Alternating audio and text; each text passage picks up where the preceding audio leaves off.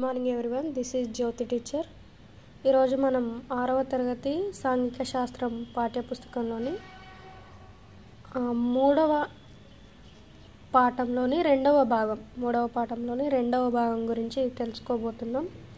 ఆ lesson name వచ్చేసి కృష్ణా డెల్టాలోని ఒక గ్రామం పెనమకూరు. పెనమకూరు అనే విలేజ్ గురించి ఇవ్వడం జరిగింది. ఇందులో మెయిన్గా ప్రకాశం బ్యారేజీ గురించి, కృష్ణానది మీద ఉన్న ప్రకాశం బ్యారేజీ గురించి ఇవ్వడం జరిగింది. ఇది 1853వ సంవత్సరంలో విజయవాడ దగ్గర కృష్ణానదిపై కట్టారు. ఇది 12 లక్షల ఎకరాలకు వాటర్ ఇవ్వడం జరుగుతుంది. ఇందులో నేల రకాలు అనేవి మనకు మెయిన్గా ఇచ్చారు. ఒకటి ఒండ్రు నేలలు, 2 నల్లరేగడి భూములు. ఈ నల్లరేగడి భూములు అనేవి సెల్ఫ్ ప్లవింగ్ చేసుకుంటాయని ఇవ్వడం జరిగింది. అలాగే ఇందులో మనకు పెనమకూరు గ్రామ పటం అనేది ఇవ్వడం జరిగింది. అదేవిధంగా తుఫానులు, వరదలు, పెనమకూరు విలేజ్ అనే దాని పక్కన మనకి ఇది అంతా తీర ప్రాంతం కాబట్టి ఈ తుఫానులు, వరదలు ఎప్పుడెప్పుడు వచ్చాయి అనేది మనకు ఇవ్వడం జరిగింది.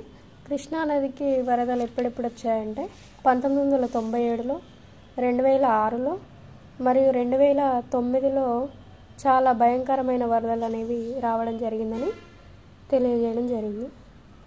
అలాగే జూన్లో వేసే పంటని సాల్వా పంట అంటారని, డిసెంబర్లో వేసే పంటను దాల్వా పంట అంటారని కూడా మనకు వివరించారు.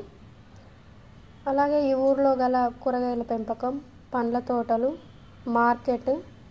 మార్కెటింగ్ గురించి మనకు కొంత వివరణ ఇచ్చారు. ఈ ఊర్లో గల ఇండ్లు రకాల గురించి సమాచారం ఇచ్చారు. అలాగే జంతువుల పెంపకం, చిన్న చిన్న పరిశ్రమలు అంటే బుట్టల అల్లకం, చేపల పెంపకం, కోళ్ళ పెంపకం, రైస్ మిల్లులు, వీటి గురించి కొంత వివరణ అనేది ఇవ్వడం జరిగింది.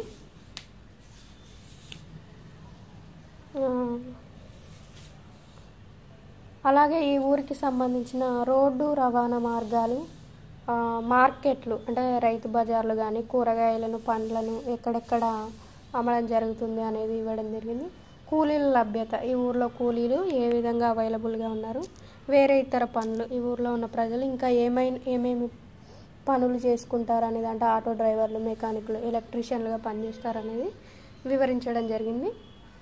ఇందులో కీలక పదాలు చూస్తే పర్వతం, పీఠభూమి, మైదానం, తీరం, తుఫాను, వరద, ఇవి అనేవి మనకు పెనమకూరు